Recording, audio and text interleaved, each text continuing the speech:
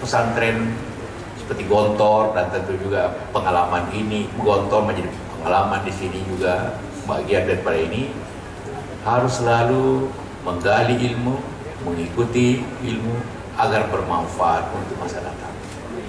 Masa datang kita tahu semua, masa di mana persaingan sangat penting, masa hubungan ke dunia sangat penting.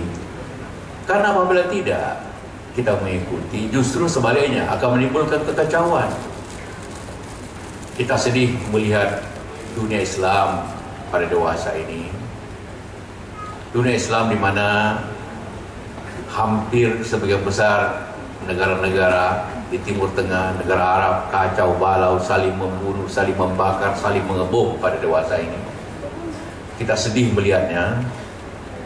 Sering saya katakan kita sedih melihatnya karena kalau dulu Rasulullah hijrah dari Mekah ke Madinah, sekarang umat Islam di Syria, di Irak, di Libya, hijrahnya dari Syria ke Jerman, ke Italia dan sebagainya. Sungguh suatu hal yang sangat menyedihkan sekali.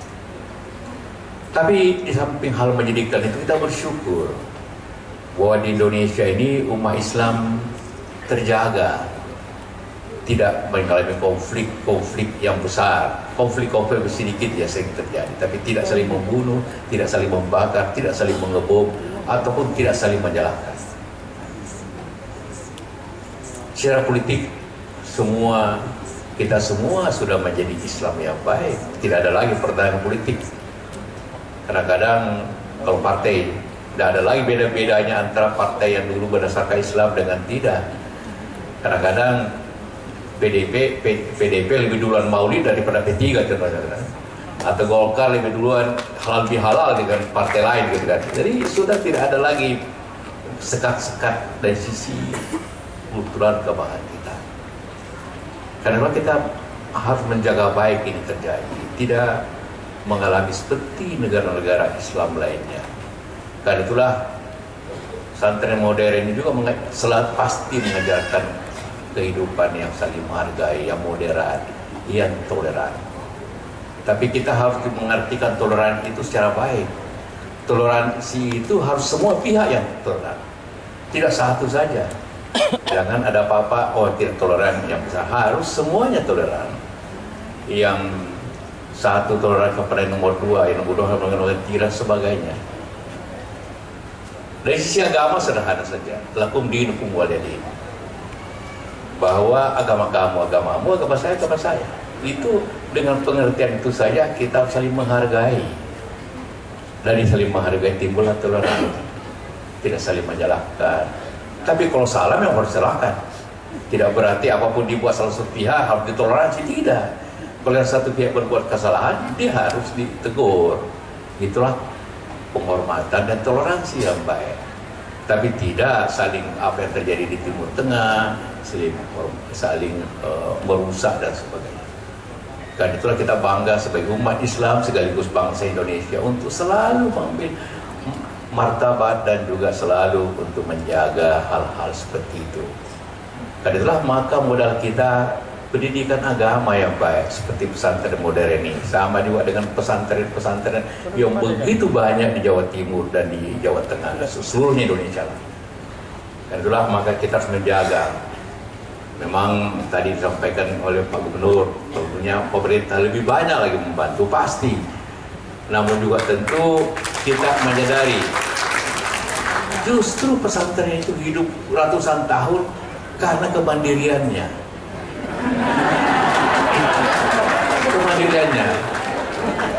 Kemandiriannya itu zakat, sedekah, infak yang diberikan oleh umat kepada pesantren itu. Nanti kalau semuanya serba pemerintah Pak Gubernur, nanti sedekahnya kurang nanti kan, infaknya kurang nanti. Nah, jadi harus seimbang antara bos negara dan bos masyarakat, kan? Harus seimbang, tetap ya. Saya kira kalau negara membangun pasti tidak akan terbangun ini. Mestinya tadi begitu indah, tapi dibangun oleh masyarakat. Memang di negara Islam hanya dua negara seperti kita, yang masjidnya, sekolahnya dibangun oleh masyarakat sendiri. Hanya Indonesia dan Pakistan. Di negara Arab semuanya dibangun pemerintah, apalagi pada saat mereka sangat kaya. Di Malaysia masjid, sekolah-sekolah dibangun negara. Kita hanya 2 negara di dunia ini, Indonesia Islam, yang masjidnya, pesantrennya dibangun oleh masyarakat sendiri. Karena itu menjadi kuat kekuatannya di masyarakat. Siapapun tidak ada urusan penggantian pemerintahan, penggantian politik.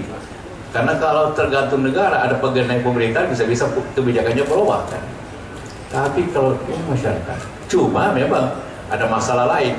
Pemerintah tidak bisa mengontrol khotbahnya macam-macam, tidak bisa mengontrol ceramah. Tapi selama itu baik tidak apa-apa.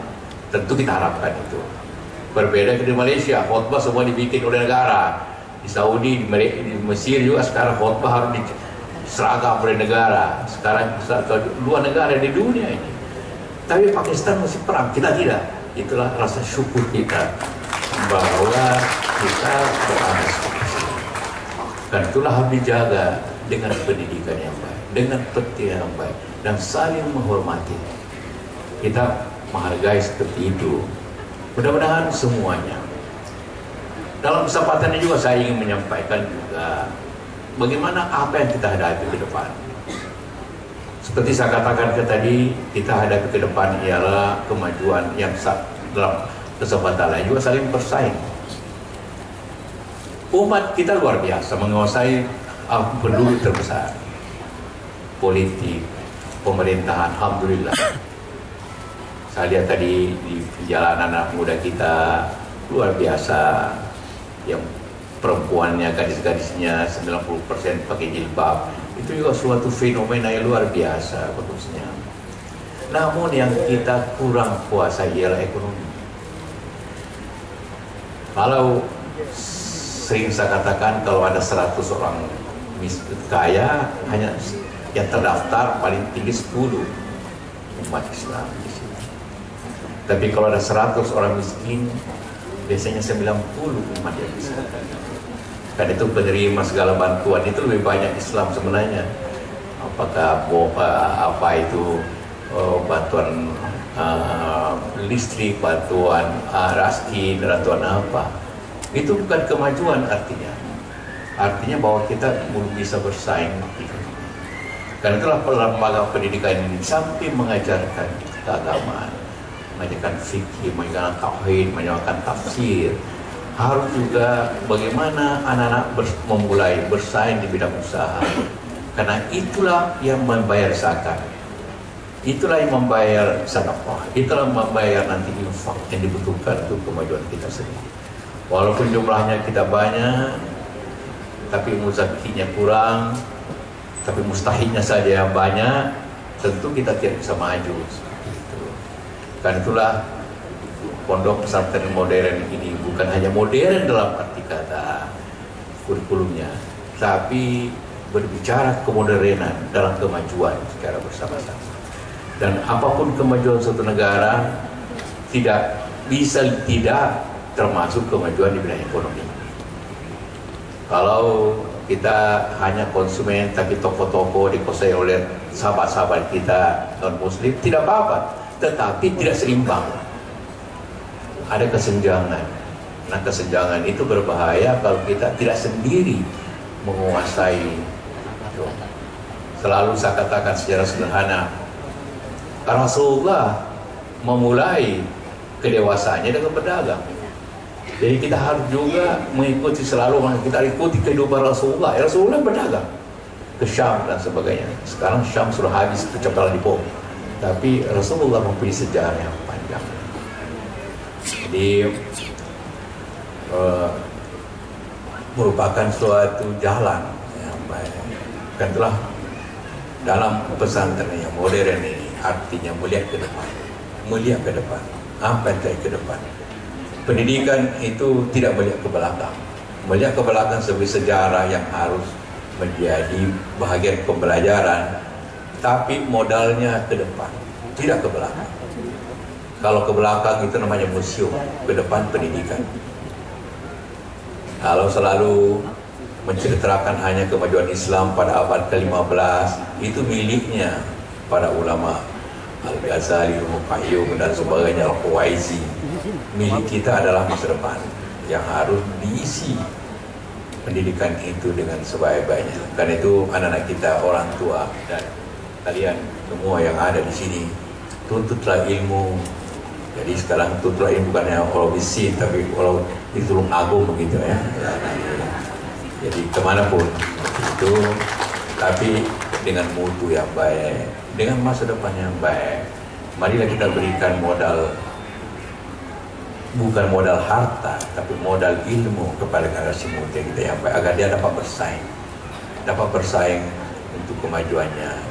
Kita umat Islam ini selalu saya katakan, jangan selalu berpikir tangan di bawah, kita berpikir tangan di atas.